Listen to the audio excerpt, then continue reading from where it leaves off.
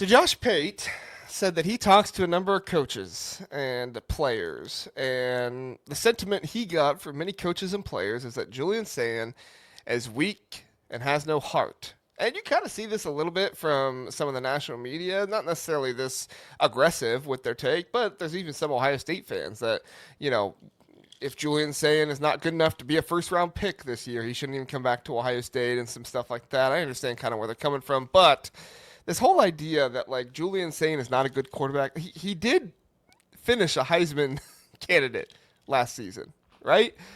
Yes, he did not have the best game against Indiana. He also came back from the interception he threw early in that game. He was 4 of his next 5 passes with a touchdown pass. So I mean, he came back from the interception early on in that Michigan game.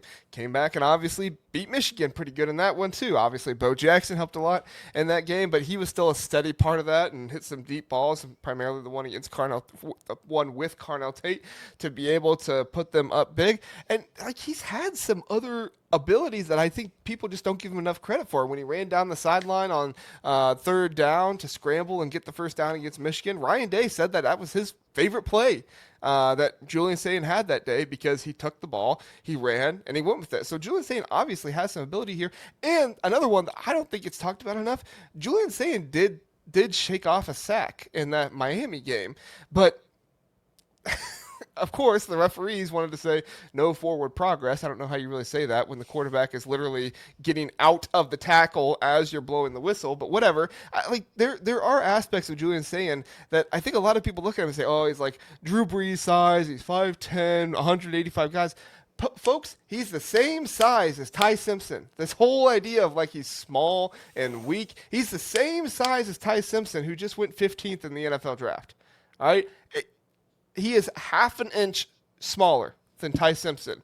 And Ty Simpson in Alabama is notorious for making their players too tall on their stuff. Do we need to bring up Bryce Young? Do we need to bring up how like they were like 2 inches over what Bryce Young's height actually was? And this happens with offensive linemen at times and stuff. Go look at the NFL draft. I've done this with a few different teams, and Alabama is notorious for lying about sizes of their players. Mm-hmm. It's not even like small things like, oh, he just lost some weight. No, a lot of it is like height stuff. It's like, okay, they said he was 6'7". He's only like 6'4". Stuff like this happens all the time. And, Zach, he was the first Ohio State quarterback to beat Michigan since Justin Fields in 2019. Like, how are we going to go at all these guys and say you got no heart, you got no, you're weak and all this stuff, and you can't beat Michigan? Well, the quarterback that finally does it, apparently he still has no heart, and he's still weak. I don't get it. Zach, here's the truth, all right? He's a first-year starting underclassman quarterback. That's it. He's a first-year starting underclassman quarterback this season. Zach, do you know the record of first-year starting quarterbacks who are underclassmen in the college football playoffs dating back to 2021? I don't know the record, but I'm going to guess it's not good. 1-8. Yeah, it's not good. And that one win was against a group of 5 team. Congratulations, Bryce Young. You beat Luke Fickell in Cincinnati. Okay? That was it. That was the only win by a starting quarterback, that is first-time starting quarterback who was an underclassman. All right? Bryce Young beat Cincinnati. He also then lost to Georgia, 35 of 57, 369 yards, sure, but 1 touchdown pass, 2 interceptions. J.J. McCarthy, 2022 against TCU, 20 of 34, 343 yards. Yes, that's a lot of yards. 2 touchdowns, 2 interceptions. Jalen Monroe in 2023 versus Michigan, 16 of 23, 116 yards, 0 touchdowns, 0 interceptions. I'm noticing a trend here, Zach. Are you noticing a trend?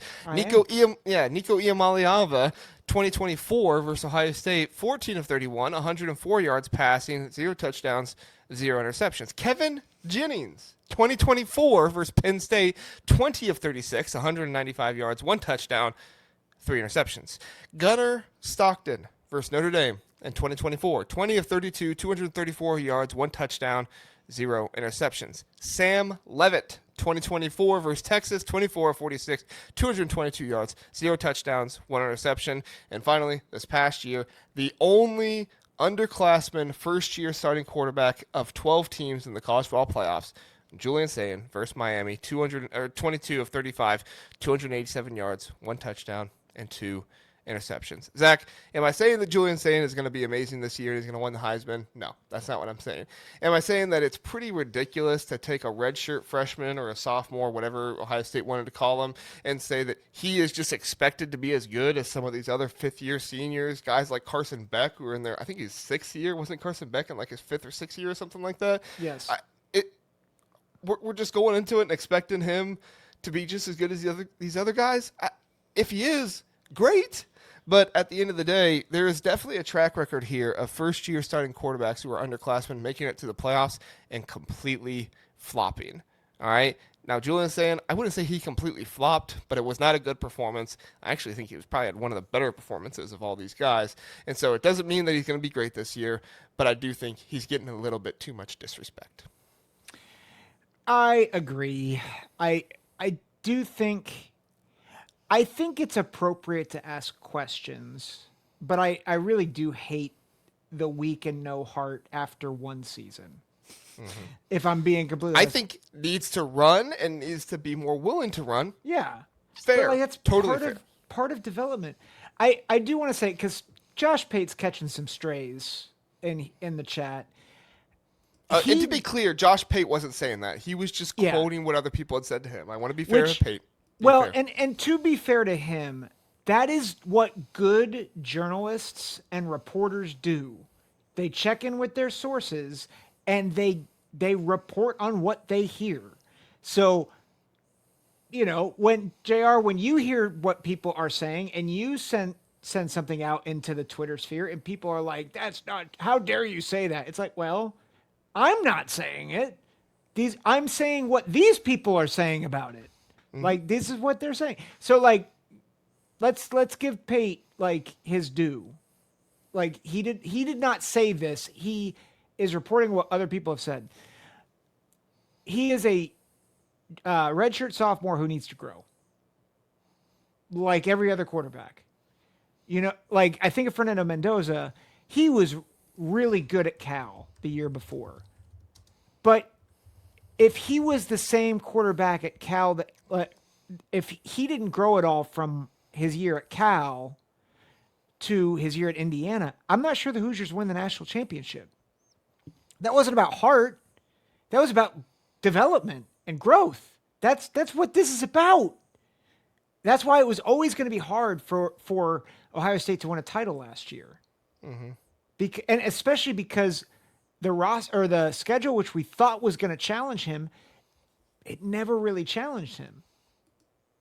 And then he gets Indiana, who won the national championship, and Miami, who almost won the national championship. Best defensive line in the country outside of maybe Indiana. Yeah. And by the way, let's throw in some offensive coordinator roulette in there and like offensive linemen not doing their job. Sorry, Tegra. Sorry. Yep. But no, you're right. Yeah. You're right. Like, so, I mean, would a great quarterback navigate through that? Sure. He's he was 19 last year. Mm-hmm. Yeah. Like I said, we're comparing a 19-year-old to 22, 23, 24-year-olds. Yeah. Should he have been better? Yes, nobody's disputing that he should have been better. Like I said, he should have been running more. He should not have been holding the ball as much in the pocket as he was. Now, part of that was probably game planning as well, so I don't put all the blame on him. But as far as I'm concerned, like the whole attitude of like Julian Sane needs to improve, yes, definitely. He has to improve. Yeah. There's things he obviously needs to do better in this game. Weak and no heart? No, I don't see that. I don't see that in there.